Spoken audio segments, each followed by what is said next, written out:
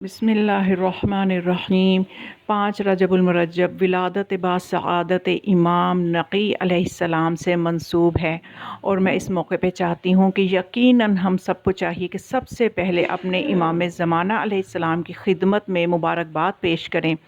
اور تحفتاً ہم وہ قصیدہ امام زمانہ علیہ السلام کی خدمت میں پیش کریں جو ان کے دادا امام نقی علیہ السلام نے اپنے پوتے کے لیے پڑھا۔ اور یہ کون سا موقع تھا کہ ایک مرتبہ ایک شخص امام نقی علیہ السلام کے پاس آیا اور آ کے کہنے لگا کہ یبنا رسول اللہ، آپ اپنے جس پوتے کے اتنے فضائل پڑھتے ہیں کہ اس کے ظہور کا زمانہ جب ہوگا تو اس طرح سے واقعات ہوں گے، تو آپ ہمیں آج اپنے اس پوتے کی صفات کے بارے میں بتائیں کہ جب وہ ظہور فرمائے گا تو کن صفات کے ساتھ آئے گا۔ تو امام علیہ السلام کو تو جیسے موقع مل گیا اپنے پوتے کے فضائل بیان کرنے کا، تو جب ایک معصوم کے فضائل بیان کرے تو سوچے اس میں کتنی لطافتیں ہوں گی، کتنی خوبصورتی ہوگی، کتنی جامعیت ہوگی۔ تو امام علیہ السلام نے اس سے کہا کہ تم میرے اس بیٹے کے بارے میں پوچھ رہے ہو تو سنو، پھر اس کی صفات اس طرح سے ہوں گی کہ صاحب دعوت نبویہ والصولۃ الحیدریہ والعصمت الفاطمیہ والحلم الحسنیہ والشجاعت الحسینیہ والعبادت السجادیہ والمآثر الباقریہ والآثار الجعفریہ والعلوم الکاظمیہ والحجج الرضویہ والجود التقویہ والنقاوت النقویہ والہیبت العسکریہ والغیبت الالہیہ۔ یہ وہ خوبصورت قصیدہ ہے جو امام نے پڑھا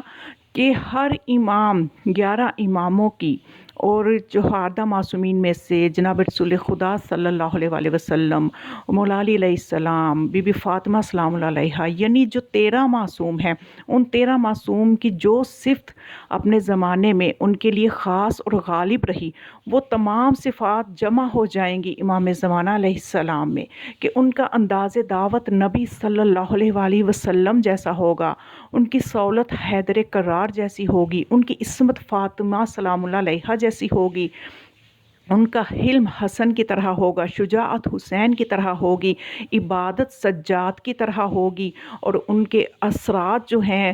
وہ باقریہ ہوں گے، اور ان کے آثار ان کی دعوت کے جو ہیں وہ جعفریہ ہوں گے، اور وہ علوم کاظمیہ کا بھی وارث ہے، اور وہ حجت رکھتا ہوگا امام رضا علیہ السلام کی طرح، اور اس کی سخاوت امام تقی علیہ السلام کی طرح ہوگی، پاکیزگی اور نقاوت امام نقی علیہ السلام کے وارث ہوں گے، اور ہیبت عسکری کے وارث ہوں گے، اور اگر ان کی غیبت کو سمجھنا ہے تو الہی غیبت کی طرح ہوگی کہ خدا بھی ہوتے ہوئے نظر نہیں آتا تو وہ بھی ہمارے درمیان موجود ہیں، اور موجود ہوتے ہوئے بھی لوگوں کو نظر نہیں آئیں گے۔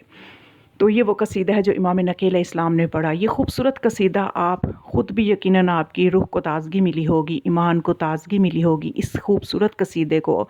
اس خوشیوں والے موقع پہ ہر ایک کو شیئر کریں، اور چینل پہ نئے ہیں ضرور سبسکرائب کریں تاکہ فضائل اور علوم محمد وآل محمد پھیلانے میں آپ کا بھی حصہ ہو جائے، اور آپ کو بھی اس میں یقیناً جزا ملے گی۔ والسلام علیکم ورحمۃ اللہ وبرکاتہ۔